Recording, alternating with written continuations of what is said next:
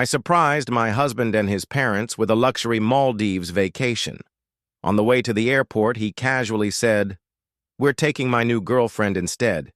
She needs a break from her dead-end job." His mother smirked as they left me standing. There. Little did they know I'd secretly rebooked their dream getaway to a landfill retreat in Siberia. The look on their faces when they landed was priceless. "We're taking my new girlfriend instead. She needs a break from her dead-end job." The words hung in the air of our SUV like poison gas. I stared at Connor, my husband of 8 years, certain I'd misheard him. The airport loomed ahead, its departure sign glowing in the morning light, a beacon of the escape I'd spent months planning, a vacation that no longer included me. "You can't be serious," I whispered, my voice barely audible over the hum of the engine. But the look on his face said everything. That half-smirk I once found charming was now twisted into something cruel and unfamiliar. Delilah, my mother-in-law, adjusted her designer sunglasses in the passenger seat. "Cassidy, dear, surely you saw this coming. Connor needs someone who matches his ambitions." That smirk, that damn self-satisfied smirk as they pulled away, leaving me standing on the curb with my carefully packed suitcase, the same suitcase that contained the surprise itinerary for our Maldives getaway, the one I'd been planning for 18 months. What they didn't know was that I'd already changed those plans. I used to measure my days by how many times Delilah would purse her lips at my efforts. Thanksgiving dinner? The turkey was a touch dry, dear. Christmas decorations? A bit tacky. For the neighborhood, don't you think?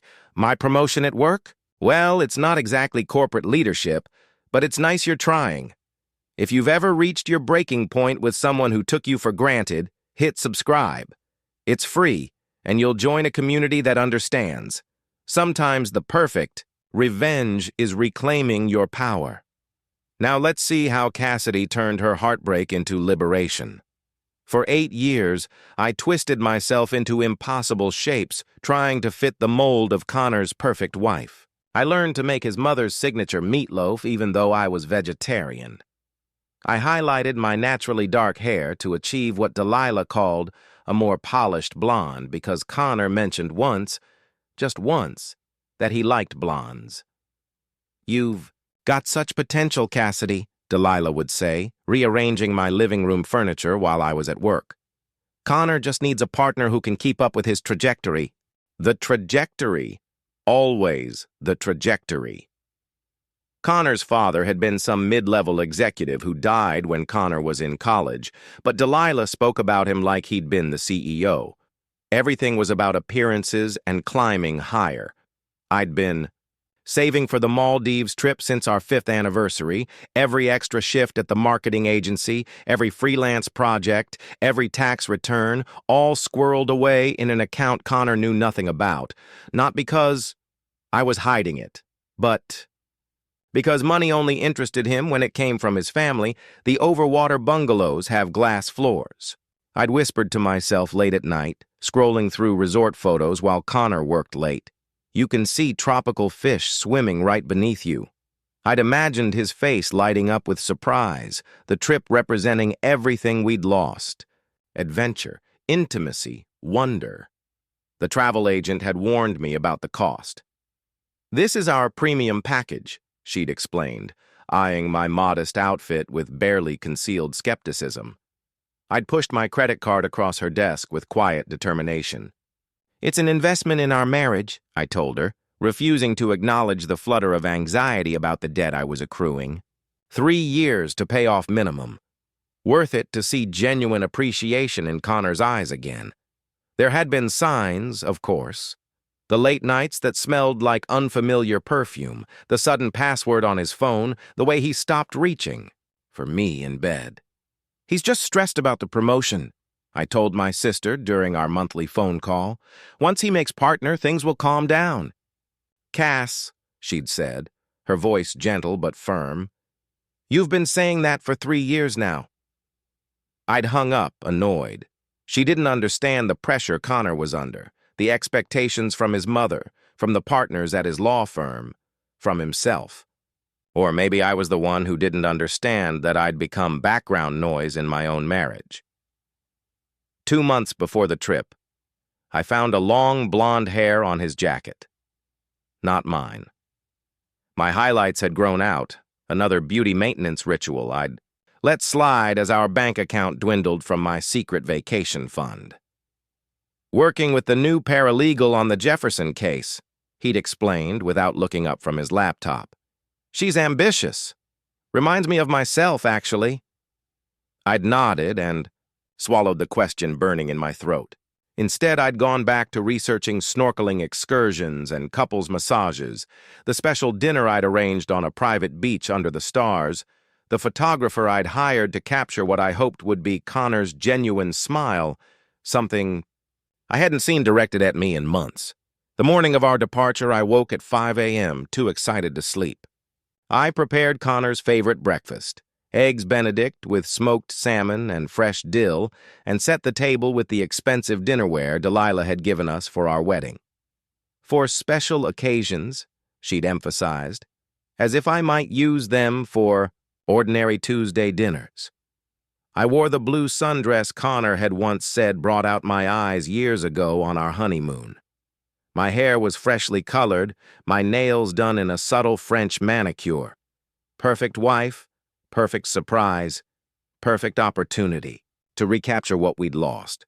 The doorbell rang as I was arranging strawberries into a heart shape atop Belgian waffles, Connor's favorite childhood breakfast according to Delilah. "Coming!" I called, smoothing my dress and checking my reflection in the hallway mirror. This, was it?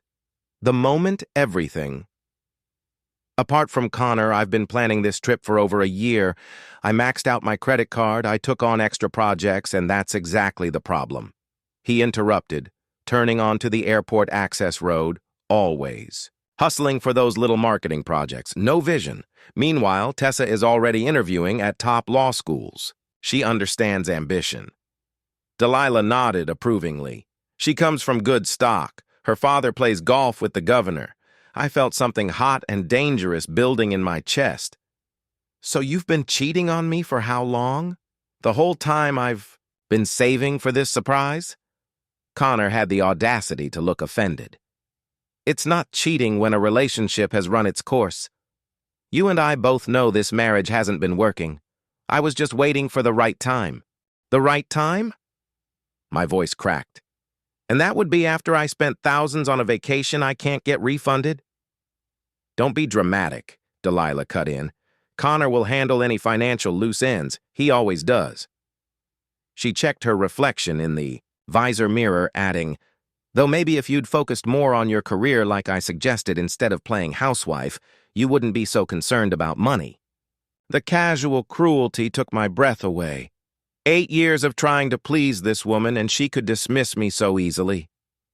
"There she is," Connor said suddenly, his voice softening as he pointed toward the terminal entrance. I followed his gaze and saw her. Tessa, standing under the departure sign. Tall, blonde, perfect, dressed in a white linen outfit that screamed tropical getaway more effectively than a billboard. She waved, her smile bright enough to light up the entire drop-off lane. Connor pulled over, and the car had barely stopped before Delilah was out the door, embracing Tessa like a long-lost daughter. "Darling, you look absolutely resort-ready." I heard her coo, the same woman who'd criticized my choice of swimwear just last summer as trying too hard for someone your age. I sat frozen in the back seat, watching this tableau unfold as though I were watching a movie about someone else's life. Connor popped the trunk and started unloading the luggage, his and his mother's, not mine. Finally, he came around to my door and opened it. For one absurd moment, I thought he might apologize. Might say this was all an elaborate, cruel joke. Instead, he leaned in and spoke quietly. "I'll have my lawyer contact you about the divorce papers. You can stay in the house until the lease is up next month." He straightened, adding almost as an afterthought, "You should probably cancel whatever budget vacation you booked. The refund might cover next month's rent." I stepped out of the car on legs that felt like they belonged to someone else. Around us, families embraced, couples checked tickets. Life continued in its normal rhythms while mine collapsed. "Connor," I said, the word catching in my throat. "You can't just—" "Oh, he absolutely can," Delilah interrupted, suddenly beside me. "And frankly, you're making a scene. Dignity, Cassidy, at least try to—" I maintained that she patted my arm with cold fingers. "You'll find someone more suitable, someone who doesn't expect so much." I watched as Connor walked over to Tessa, sliding his arm around her waist with casual intimacy. She giggled that same musical laugh from the holiday party and kissed his cheek. He never once looked back at me. The driver placed my suitcase on the curb beside me and returned to the car. Delilah gave me one last pitying glance. "The car will take you home. We've already paid," her final act of charity. As they walked away laughing, luggage rolling smoothly behind them, I stood paralyzed. Travelers streamed around me like water around a rock, some giving me curious glances, others too focused on their own journeys to notice the woman having her life shattered on the sidewalk outside Terminal 3. I don't know how long I stood there, watching the automatic doors where they disappeared, long enough for the morning sun to move higher, casting shorter shadows, long enough for the tears to dry on my cheeks without me realizing I'd been crying. Then I noticed the folded paper that had fallen out of my purse, the itinerary for the Maldives, the one with both our names on it, the one I'd modified just yesterday with a single phone call after finding a text from T on Connor's phone asking what time their flight left. Something shifted inside me then, a tectonic plate moving beneath the landscape of my soul. The hurt was still there, a gaping wound that might never fully heal, but rising from somewhere deeper came something unexpected, not just anger, but clarity. For the first time in 8 years, I saw Connor and Delilah exactly as they were, not as the people I desperately wanted to please, but as the shallow, cruel people who had never deserved my efforts in the first place. I picked up my suitcase not to follow the driver back to an empty house that was never really mine, but to walk into the terminal, pull out my phone, and check the status of Flight 2463 to Dixon, Siberia, where 3 first-class passengers would soon discover their luxury vacation had taken an unexpected turn. Enough was enough, and I was just getting started. Few people knew about my professional background. Before I became Connor's wife, before I reduced myself to fit his expectations, I'd spent 5 years as a project manager for an international event planning company that specialized in corporate retreats and incentive trips. My specialty? Crisis management and last-minute itinerary changes for VIP clients. The irony wasn't lost on me as I settled into a coffee shop in the terminal, laptop open, fingers flying across the keyboard. Connor and Delilah had always dismissed my career as party planning. Little did they know I'd once rerouted an entire corporate board from the Bahamas to Alaska in under 12 hours when a hurricane threatened. "Good morning, Veronica," I said, putting on my most professional voice when the travel agent answered. "This is Cassidy Mitchell from Pinnacle Experiences. I need to implement Plan B for the Stuart Mitchell party. Of course, Miss Mitchell, let me pull up their file." The agent's voice was crisp and efficient. "Ah, yes, the contingency arrangements we discussed yesterday. You're absolutely certain?" "Completely certain," I replied, feeling a calmness I hadn't experienced in years. "The clients have specifically requested the authentic wilderness experience. We discussed. They've signed all the necessary waivers, which was technically true. Connor had signed the revised itinerary last week without reading it, just as he signed everything I put in front of him. His signature was on documents authorizing changes to their luxury St. Bart's vacation, though the destination change would certainly come as a surprise. "Very good. I've confirmed their accommodations at the Dixon Wilderness Retreat. It's quite remote, as you requested." Remote was an understatement. Dixon sat on the edge of the Karos in northern Siberia, one of the most isolated human settlements in the world. The eco-retreat I'd booked them into was actually a former Soviet research station that had been half-heartedly converted into tourist accommodations, situated conveniently downwind from the region's largest industrial landfill. Perfect and Their special requests are all arranged. Veronica confirmed no cell service, limited internet access, as per their digital detox requirements. The wilderness guides speak minimal English, and the rustic accommodations have been paid in full, non-refundable. I smiled, and the special welcome package, the local delicacies, and traditional attire will be waiting in their rooms. I must say it's unusual for clients to request such an authentic experience. The local delicacies consisted of fermented fish and whatever passed for hot cuisine in the Arctic Circle. The traditional attire was essentially hazmat suits for their tour of the nearby landfill, a highlight of their stay. "My clients are adventurous souls," I replied sweetly. "They specifically requested something off the beaten path, something memorable." After finalizing the details, I opened my personal email and crafted a message to myself from the St. Bart's Resort, confirming the unfortunate overbooking situation and the complimentary upgrade to an exclusive wilderness experience. I'd forward it to Connor once they landed, along with the terms and conditions he'd signed, agreeing that all changes were non-refundable and non-transferable. Everything was perfectly legal. Their flight to St. Bart's would mysteriously reroute, due to mechanical issues, landing instead in Moscow, where a connecting flight to Dixon would await. By the time they realized what had happened, it would be too late. I glanced at my watch. Their flight would depart in 40 minutes, just enough time to handle one more critical task. I navigated to our joint bank accounts and systematically transferred. My portion of our savings money, Connor had always referred to as our emergency fund, but had never contributed to, into a new account under my name. It wasn't theft, it was reclamation.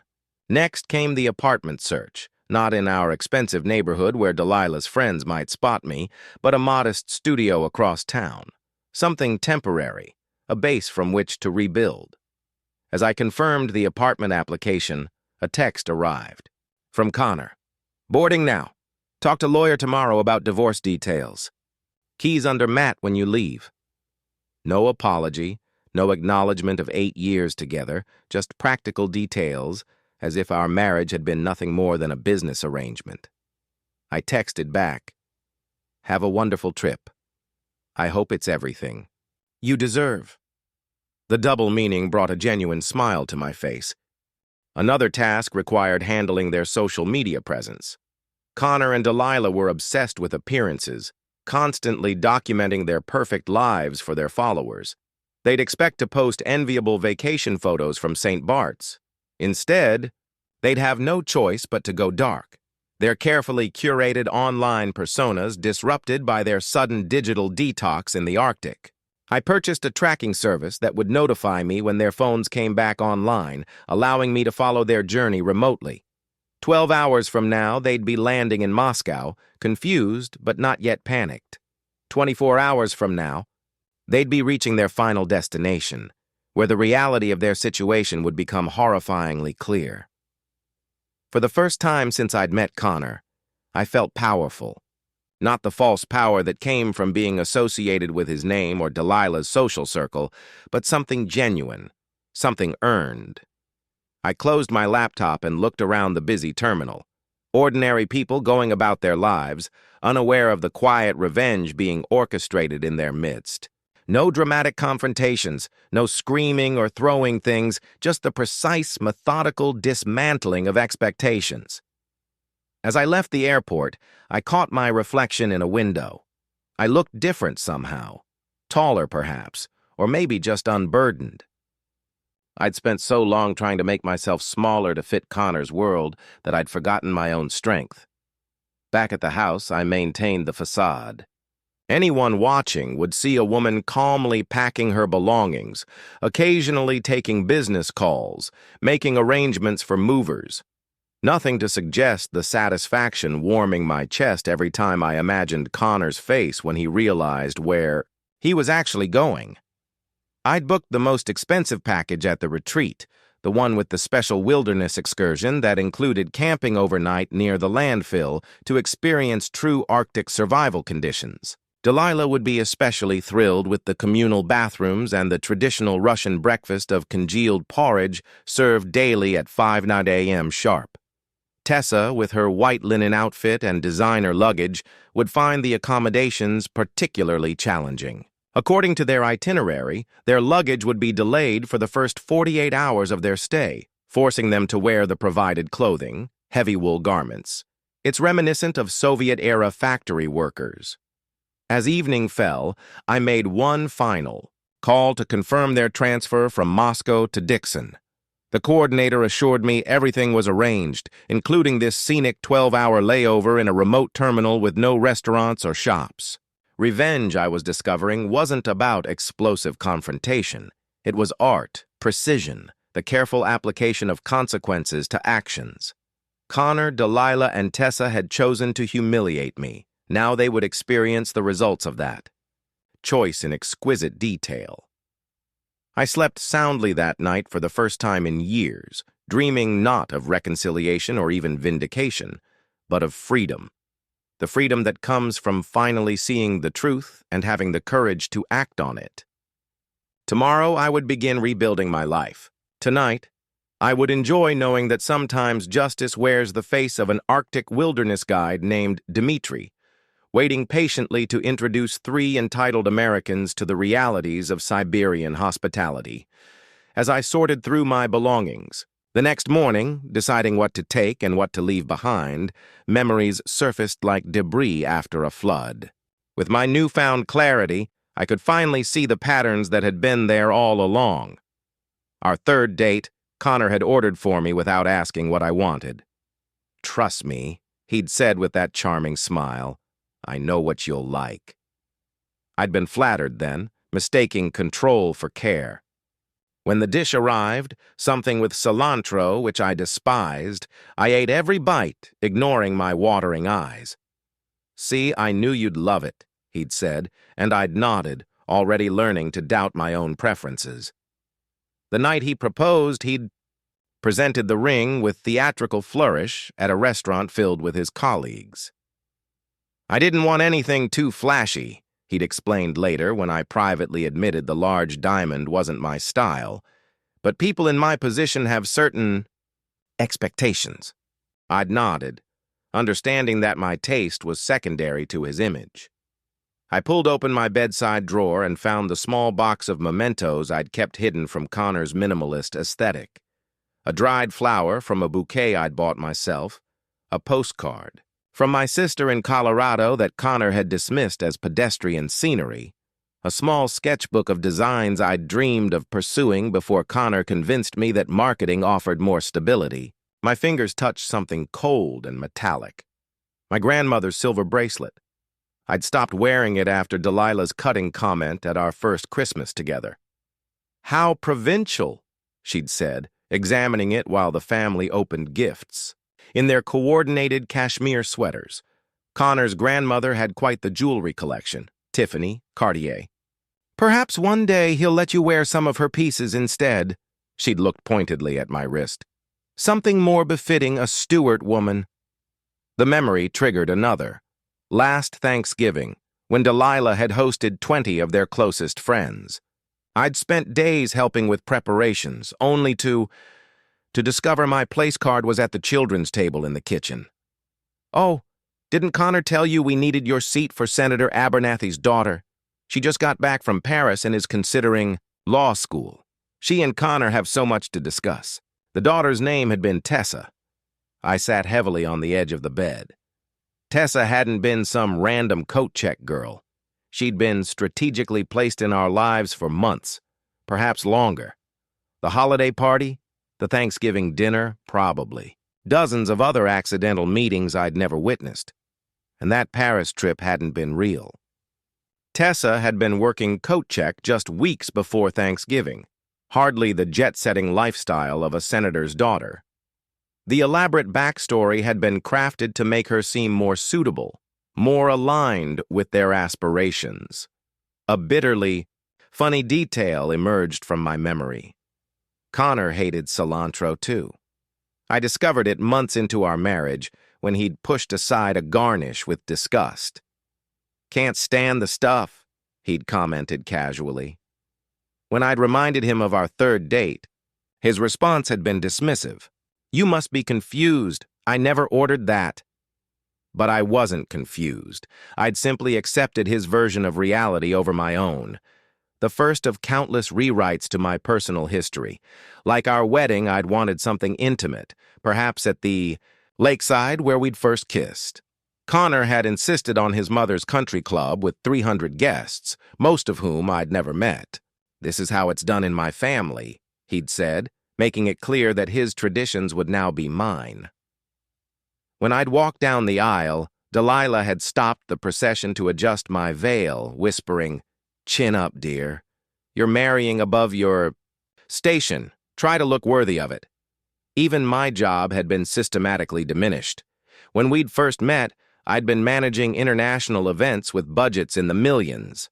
After we married, Connor had suggested a position at a friend's local agency to reduce your stress, he'd explained. Besides, my career is demanding enough for both of us.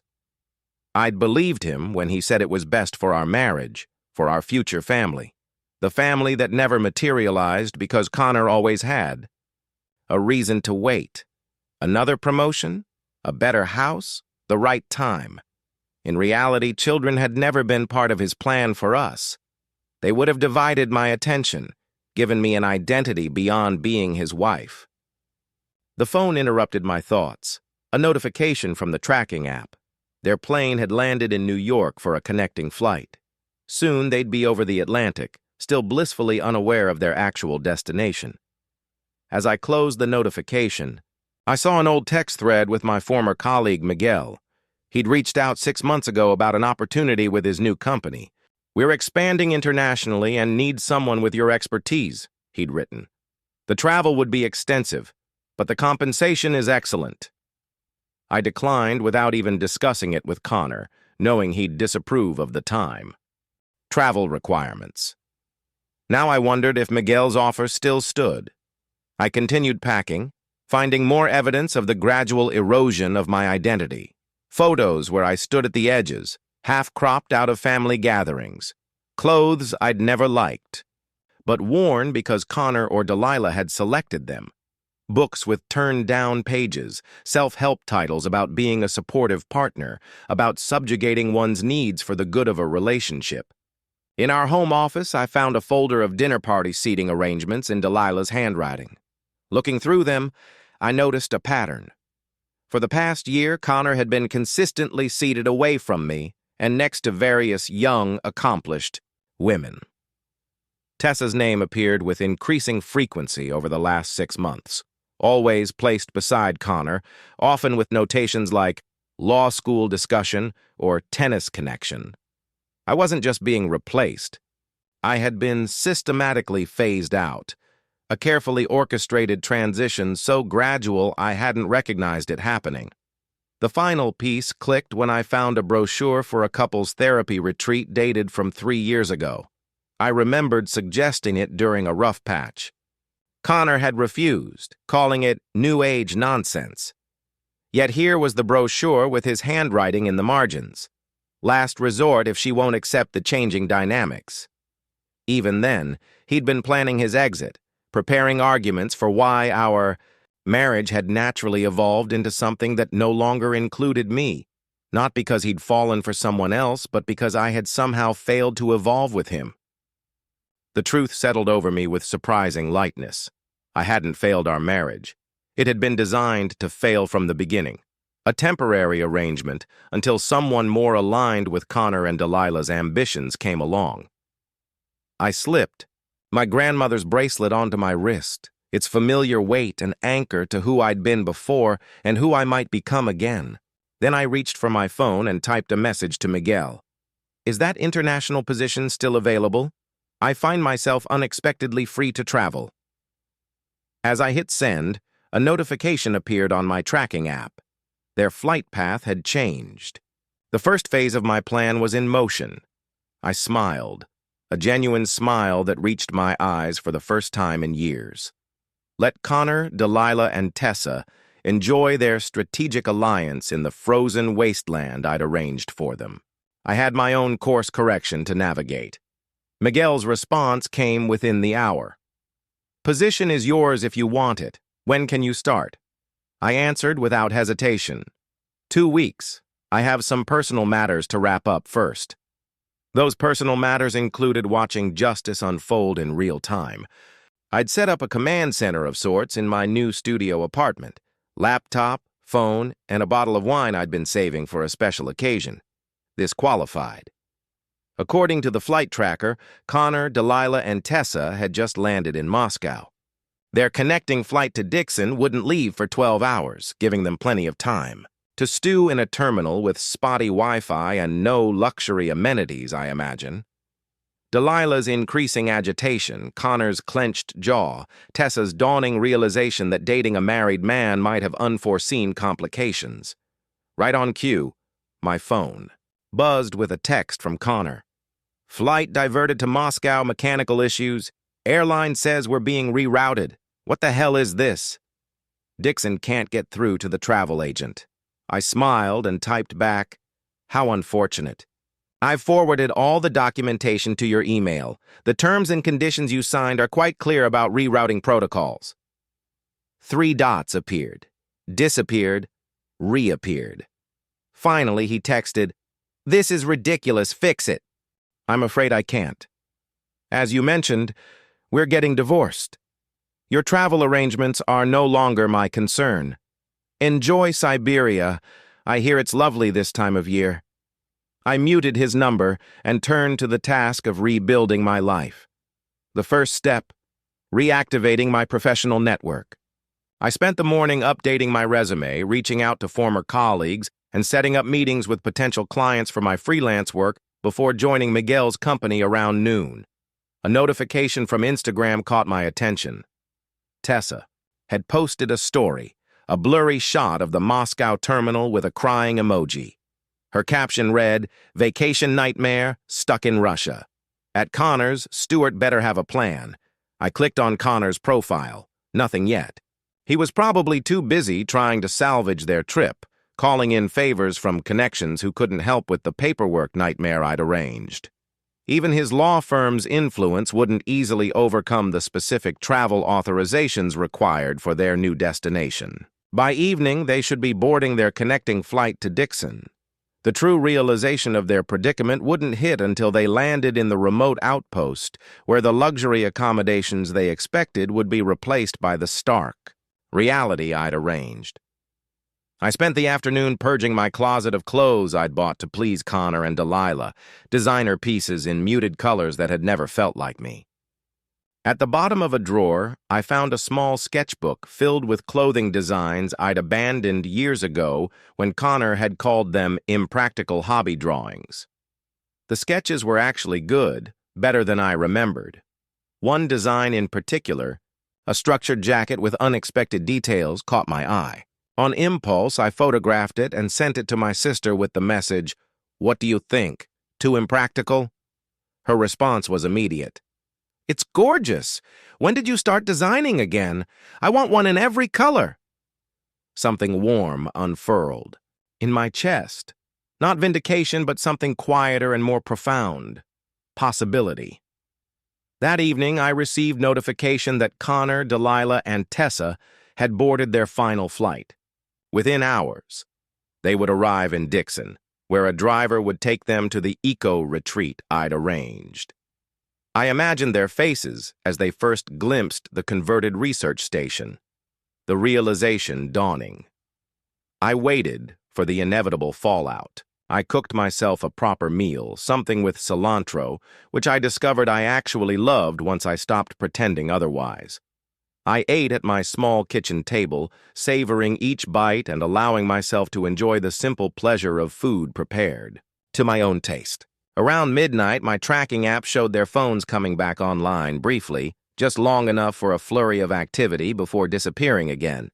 The digital detox portion of their stay had begun. Before the connection dropped, Tessa managed to post once more a dimly lit photo of what looked like a military barracks with 3 narrow cots and concrete walls. Her caption read, "Is this a joke?" at Connor Stewart. "Your surprise sucks." Delilah had left a voicemail, her voice tight with controlled fury. "Cassidy, this childish prank has gone too far. Connor's father had connections in the State Department, and I assure you, there will be consequences." I deleted the message without responding. Empty threats from a woman whose power over me had evaporated. The next morning, I woke to an email from Miguel with details about my new position. The company was expanding into Asian markets, and they needed someone to manage corporate events across multiple countries. The salary was double what I'd been making at the local agency. As I reviewed the offer letter, a text came through from an unknown Russian number. Connor must have found some way to communicate despite the limited connectivity. "You won't get away with this. We're stuck in a frozen wasteland eating food I wouldn't feed to animals. My mother is beside herself. Tessa hasn't stopped crying. This isn't funny, Cassidy." I considered ignoring it, but something compelled me to respond one last time. It wasn't meant to be funny. Actions have consequences. Enjoy the authentic wilderness experience you signed up for. I've moved on. The righteous anger that had fueled my revenge was fading, replaced by a strange lightness. The satisfaction I felt wasn't about their suffering, but about reclaiming my power. They were no longer central characters in my story, just footnotes in a chapter I was closing.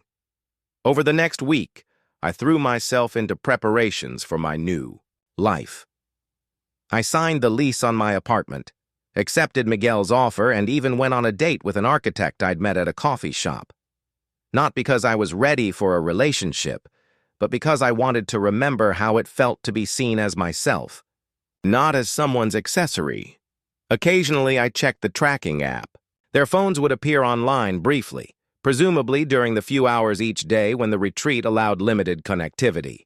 Each time, I felt less invested in their discomfort and more focused on my own path forward, on what would have. Been the 10th day of their vacation, I received an email from Connor's lawyer about divorce proceedings. I forwarded it to my own attorney, a sharp-witted woman. I had recommended and went back to packing for my first international assignment. That evening, I sat on my new balcony watching the sunset paint the sky in colors I'd once thought too bold for my wardrobe. My grandmother's bracelet caught the fading light as I raised a glass in a silent toast, not to revenge, but to liberation. To the woman who had been buried beneath years of subtle manipulation and had emerged stronger. To boundaries that would never again be crossed without consequences. To a life that was unmistakably, unapologetically mine. Somewhere in Siberia, Connor, Delilah, and Tessa were counting the days until their return to civilization. They would eventually make it back, perhaps a little humbled, certainly furious, but I would already be gone, 30,000 feet above the earth, heading toward a future they had no part in shaping. And for the first time in 8 years, that future looked limitless. If Cassid's journey from betrayal to liberation resonated with you, hit subscribe to join our community. Remember, the most powerful revenge isn't about hurting others. It's about reclaiming your worth and building a future that's truly yours. Thanks for reading, and I'll see you in the next.